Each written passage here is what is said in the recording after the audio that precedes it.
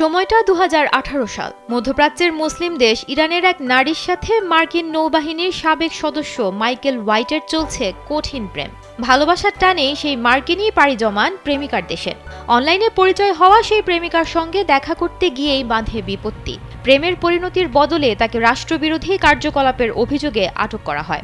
দেশটির কর্তৃপক্ষ হোয়াইটের বিরুদ্ধে অভিযোগ তোলে যে তিনি দেশটির সর্বোচ্চ ধর্মীয় নেতা আয়াতুল্লাহ আলী খামেনি সম্পর্কে অবমাননাকর মন্তব্য করেছেন এবং ব্যক্তিগত ছবি অনলাইনে প্রকাশ করেছেন। এই অভিযোগের ভিত্তিতে আদালত তাকে ১০ বছরের কারাদণ্ড দেন। গ্রেপ্তারের পর হোয়াইটকে ইরানের একটি গোপন বন্দিশালায় রাখা হয়। সেখানে মানসিক ও শারীরিক নির্যাতনের শিকার হয়ে তিনি মানসিকভাবে ভেঙে পড়েন, এমনকি আত্মহত্যার চেষ্টাও করেন। এরপর হোয়াইটকে ভয়ঙ্কর ওয়াকিলাবাদ কারাগারে স্থানান্তর করা হয়। সেইখানেই তার জীবনের মোড় ঘুরে যায়। তার পরিচয় হয় মাহদি ওয়াতান খাঁ নামের এক বন্দীর সঙ্গে, যিনি তার রাজনৈতিক মতাদর্শের কারণে বন্দী ছিলেন।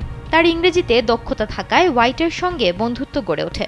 মাহদি হোয়াইটকে তার দেশে ফেরানোর উদ্যোগ নেন। জামিনে মুক্তি পাওয়ার পর মাহদি যুক্তরাষ্ট্রের পররাষ্ট্র দপ্তরে যোগাযোগ করেন। এই উদ্যোগই হোয়াইটের ভাগ্যের পরিবর্তন ঘটায়, কারণ এতদিন যুক্তরাষ্ট্র জানত না যে হোয়াইট ইরানে বন্দী আছেন। ২০২০ সালে কোভিড-১৯ মহামারীর সময় হোয়াইট কারাগারে গুরুতর অসুস্থ হয়ে পড়েন। একজন মার্কিন নাগরিকের মৃত্যু হলে আন্তর্জাতিক প্রতিক্রিয়ার কথা চিন্তা করে হোয়াইটকে একটি নিরাপদ স্থানে রাখতে বাধ্য হন ইরান সরকার। পরবর্তীতে যুক্তরাষ্ট্রে আটক থাকা একজন ইরানি চিকিৎসকের সাথে বন্দি বিনিময়ের মাধ্যমে হোয়াইটকে মুক্তি দেওয়া হয়।